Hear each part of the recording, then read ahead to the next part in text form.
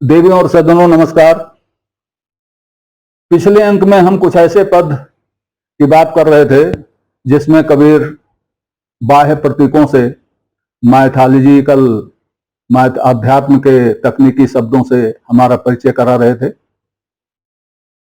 और मैंने कहा था कि बिना अध्यात्म के इन तकनीकी शब्दों का परिचय जाने हुए कबीर की वाणी हम समझ नहीं सकते, और बिना जाने हुए कबीर की वाणी पर कोई टिप्पणी करना उचित नहीं होता, और हमारे विद्वान यही कर रहे हैं। एक दृष्टांत और दूंगा जिसमें आप ये देखेंगे कि कबीर बहुत साधारण सी बात कह रहे हैं, लेकिन आध्यात्मिक ज्ञान न होने के कारण और शब्द ज्ञान न होने के कारण हम उसे समझ नहीं पाते हैं। आध्यात्मिक इतिहास का ज्ञान न होने के नाते हम उसको समझ नहीं पाते हैं, और हम ये कह करके भाग जाते हैं कि यह कबीर की उलटवासी है। कबीर उलटवासी कहते हैं, लेकिन वो कहते हैं हमको समझाने के लिए। अब हम ही ना समझना चाहें, भाग जाया करें, तो बात अलग है। तो ये जो पद है, ये बीजक का 100वां पद है, शब्द का 100वां शब्द है।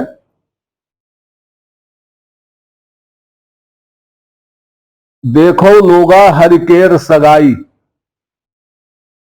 माय धर पूत धियो संग जाई। माता लड़के को पकड़कर बेटी के संग जा रही है। इस तरह का ये पद शुरू होता है। मेरा जोर इस पर नहीं है, इस शास्त्रार्थ की बात तो पहले हो चुकी है। अब इसमें देखिए अंतिम 2 लाइनों में कबीर क्या कहते हैं, हम बहनोई राम मोर सारा, हम ही बाप हरिपुत्र हमारा। कहां कबीर ये हरि के बूता, राम रमेते कुकुरिक पूता। अब दे लीजिए कबीर को गाली। अरे कबीर ऐसा कह रहा, कबीर वैसा कह रहा। अरे कबीर क्या कह रहा, कबीर क्या कह रहा, आप समझो तो कबीर क्या कह रहा है। कबीर कह रहे हैं हम बहनोई हैं। बहनोई किसको कहते हैं? बहनोई शब्द बना कैसे है? आप विद्वान हो, हिंदी में पीएचडी हो, हिंदी में आपने शोध किया है, हिंदी के एमए हो। बहनोई का मतलब क्या होता है? बहनोई उसको कहते हैं जो वहन करता है, ढोता है, जो ढोता है। इसी अर्थ में बहन को ढोने वाला बहनोई होता है। बहन की रक्षा का भार तो भाई पर होता है। जब उसकी शादी हो जाती है, विवाह हो जाता है, तब वो सारा भार बहनोई ले लेता है, बहनोई ढोता है, बहनोई बहन करने वाला। तो हम राम के बहनोई कैसे हैं? हम राम को बहन करते हैं, राम को ढो रहे हैं। राम मेरे अंदर है, यह शरीर उसका घर है, और मैं इस शरीर को ढो रहा हूं, या शरीर मुझे ढो रही है, या शरीर राम को ढो रही है। तो हम क्या हुए? हम बहनोई हुए, बहन करने वाले हुए। इस अर्थ में बहनोई है, उस अर्थ में बहनोई नहीं है जिस अर्थ में लोग समझ के भाग जाते हैं। दूसरा, हम ही बाप हरि पुत्र हमारा, हम पिता हैं और हरि हमारा पुत्र है। बाप किसको कहते हैं? जो पैदा करे। पुत्र किसको कहते हैं? जो पैदा हो। तो हरि क्या है? माइथोलॉजिकल इतिहास देखिए, वेद और वैदिक साहित्य में हरि शब्द भगवान के अर्थ में कहीं नहीं है।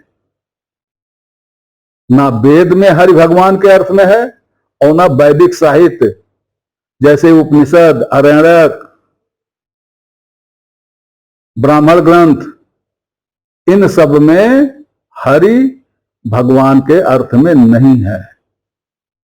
भगवान के अर्थ में हरि को लाने वाला कौन है? हम ही हैं, हम हैं, हम लाए हैं।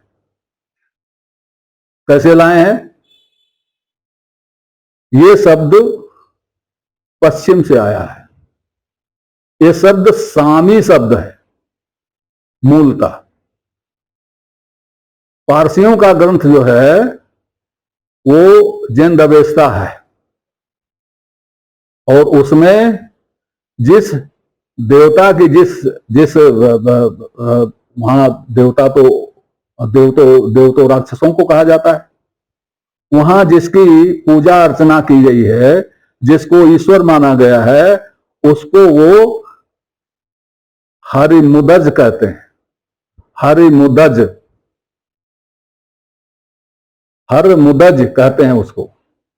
यही हरमुदज जब हमारे संपर्क में आया, संस्कृत के संपर्क में आया, तब यही हरिमुदज हरिमेधस हो गया, और यही हरिमेधस कालांतर में मेधस हट के हरि हो गया, हरि रह गया। तो ये हरि इसी अर्थ में फारसी में भी है और इसी अर्थ में हमारे यहां भी है। अब ये प्रश्न ये उठता है कि यहां से वहां गया कि वहां से यहां आया, ये कैसे तय होगा? ये ऐसे तय होगा कि जब हमारे वैदिक साहित्य में नहीं है, ये हमारे पुराणों में है, तो हमारे पुराणों की रचना कब हुई है इसको देख लिया जाए, और जैन अवेस्ता कब का है ये देख लिया जाए। तो इस अर्थ में हरि शब्द के हम पैदा करने वाले हैं, इसलिए हम हरि के बाप हैं। तो हम हैं बाप, हरिपुत्र हमारा। और अगली पंक्ति में कबीर एक चुनौती देते हैं, कहें कबीर ये हरि के बूता।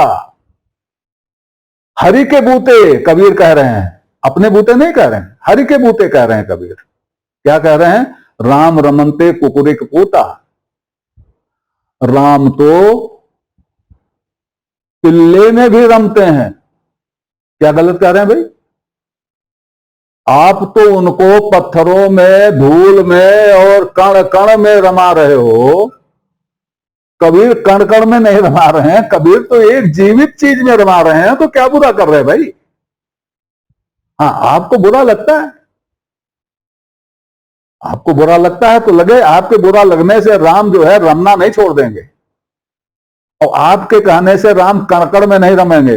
राम चेतन है, वो चेतन में रमेंगे। जितने जीव होते हैं सब चेतन होते हैं।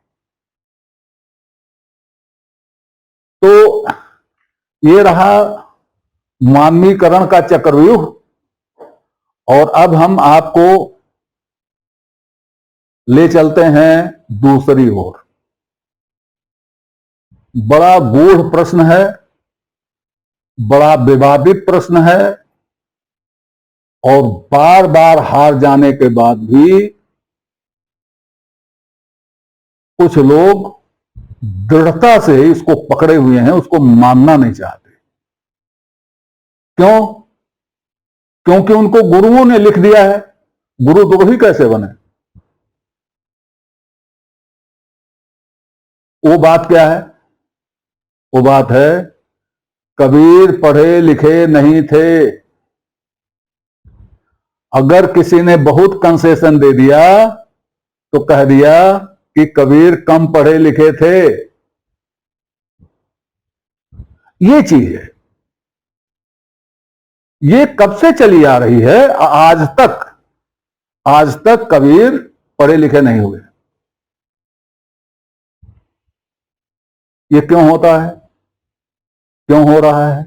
क्यों लोग कबीर को पढ़ा लिखा नहीं मानना चाहते?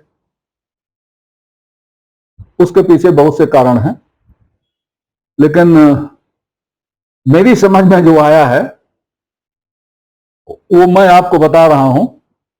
हालांकि इससे विद्वान बहुत चिढ़ेंगे, आपको भी कुछ अटपटा लगेगा अटपटा, क्योंकि मैं सीधे अपनी बात नहीं कहने जा रहा हूं। देखिए, हम लोग अगर हिंदू हैं तो हम कोई अनुष्ठान करते हैं तो अनुष्ठान करने के पहले एक संकल्प होता है। संकल्प का मतलब आप जानते हैं? उसमें प्रतिज्ञा की जाती है कि हम ये करने जा रहे हैं, और प्रार्थना किया जाता है देवताओं से कि वो हमारा ये काम सफल करें। कहा गया है कि बिना संकल्प के कोई भी कार्य सिद्ध नहीं होता, कोई अनुष्ठान सिद्ध नहीं होता, हमारे यहां कहा गया है। इसीलिए कोई कार्य प्रारंभ करने के लिए करने के पहले पंडित जी हाथ में कुशा और अक्षत दे करके और जल दे करके संकल्प करवाते हैं। ये संकल्प सभी लोग जानते होंगे। इसमें वही होता है जो मैंने कहा है। हमारे मुसलमान भाई हैं, वो नमाज के पहले नियत बांधते हैं। यहां तक का काम दोनों लोग बराबर से करते हैं। हिंदू नहा धो के चोटी वोटी बांध के तिलक चंदन लगा के पूजा करने बैठता है। मुसलमान वुजू करके नमाज के लिए तैयार होता है। ये पूजा करने के पहले संकल्प करते हैं, वो नमाज के पहले नियत बांधते हैं। अगर नियत नहीं बांधी गई, नियत का मतलब वही इच्छा, संकल्प, प्रतिज्ञा नहीं बांधी गई तो नमाज सफल नहीं होती, और संकल्प नहीं किया गया तो पूजा सफल नहीं होती। उसी तरह से कबीर के बारे में आपको कोई बात करनी है, आपको कहीं भाषण देना है, आपको किसी सेमिनार में भाग लेना है, आपको कहीं क्लास में कुछ बोलना है, आपको प्रवचन करना है, आपको कोई कबीर के बारे में लेख पत्र पढ़ना है, कबीर के बारे में आपको कुछ भी करना है, तो आपको कुछ संकल्प करना पड़ेगा। अगर आपने वो संकल्प कर लिया तो आपका भाषण चाहे जैसा भी हो वो सफल हो जाएगा, पूरा हो जाएगा। अगर आपने वो नहीं किया तो वो पूरा होने में कठिनाई होगी। वो संकल्प क्या है? हमने बहुत खोज के वो संकल्प निकाले हैं, मैं आपको बताता हूं। पहली बात तो ये बोल दीजिए प्रारंभ में ही कि कबीर निरक्षर थे, कम पढ़े लिखे थे। अब जैसे ही आप कह देंगे कि कबीर निरक्षर से कम पढ़े लिखे थे, जैसे आपके जितने सुनने वाले कुछ भी पढ़े लिखे हैं, तैसे ही उनकी तबीयत बाग बाग हो जाएगी और आपके लिए खुला मैदान मिल जाएगा। कोई प्रश्न उठाने वाला नहीं रहेगा, आप जो भी कह दो। जब कबीर पढ़े लिखे नहीं थे, कम पढ़े लिखे थे, तब आप जो कहेंगे वही तो सही होगा ना, क्योंकि आप ज्यादा पढ़े लिखे हो। तो पहली बात आप ये बोल दो कि कबीर निरक्षर थे, कम पढ़े लिखे थे। दूसरी बात, आप डंके की चोट पे बोल दो कि कबीर पढ़े लिखे नहीं थे। ऐसे ही उसमें इफ एंड वर्ड कुछ ना लगाओ, कबीर पढ़े लिखे नहीं थे, आपका जजमेंट हो गया। अब वहां जितने पढ़े लिखे लोग हैं वो आपके जजमेंट पर उंगली नहीं उठाएंगे, क्योंकि वो भी पढ़े लिखे हैं, आप भी पढ़े लिखे हो। और जो नहीं पढ़े लिखे हैं वो क्या बोलेंगे? भाई पढ़ा लिखा कैसे बोलेगा? जो पढ़ा लिखा नहीं है वो कैसे बोलेगा? पढ़ा लिखा ही तो बोलेगा ना। तीसरा, आप बोल दीजिए कबीर को छंदों का ज्ञान नहीं था, इसलिए उनकी कविता जो है बड़ी जो है गड़बड़ है, इधर उधर की है। उनको छंदों का ज्ञान नहीं था। अगला आप बोल दो छंदों का ज्ञान नहीं है, ऐसे सीधे कह देंगे तो बड़ी सरल भाषा होगी। जरा इसको विद्वतापूर्ण भाषा बनाइए और कह दीजिए कि कबीर को पिंगल शास्त्र पता नहीं था। हमको पता है पिंगल शास्त्र, कबीर को पता नहीं था। तो पिंगल शास्त्र नहीं पता था तो छंद ज्ञान भी नहीं था, तो कविता क्या करेगा? वो तो कर ही नहीं सकता, उसकी तो भाषा नहीं बनेगी। या घुमा फिरा के कह दीजिए कबीर शिक्षित तो थे नहीं, या कुछ भी इस तरह की बात कह दें और इसको बार बार कहें। जितनी देर आपको बोलना हो उसमें 3 बार 4 बार ये जरूर कहें, इनमें से कोई न कोई जरूर कह दें, तो आपका भाषण सफल हो जाएगा और आप जो चाहें वो कह सकते हैं, कोई टोकने वाला नहीं रहेगा। इसमें एक काम और कर सकते हैं आप। जो लोगों ने किया है, हमने संकेत भी किया है। एक काम और कर सकते हैं, इसमें आप लगा दें इस संकल्प के पहले, ऐसा कहा जाता है कि जनश्रुत है कि, प्रायः लोग कहते हैं कि, ऐसी मान्यता है कि, फलाने ने अपनी किताब में कहा है कि, धमकाने ने अपनी किताब में कहा है कि, बस इतना कह दिया। उसके बाद में आप कबीर के बारे में जो भी बोलेंगे वो मान लिया जाएगा। आप चाहे कबीर को पढ़े हो चाहे ना पढ़े हो, आप कुछ भी बोल सकते हो, वो मान लिया जाएगा। यही मानामानी अब तक चली आ रही है, जिसके नाते बेचारे कबीर अब तक पढ़े लिखे नहीं हैं। इस दिन पर चर्चा आगे भी होती रहेगी। तब तक के लिए नमस्कार। आपसे निवेदन है कि श्रृंखला को अपनी लाइक दें, इसको सब्सक्राइब करें और कमेंट बॉक्स में जाकर अपनी टिप्पणी प्रस्तुत करें, अपनी जिज्ञासा व्यक्त करें, अपने प्रश्न पूछें। यथा समय आपकी जिज्ञासाओं और प्रश्नों का समाधान करने का प्रयास किया जाएगा। धन्यवाद।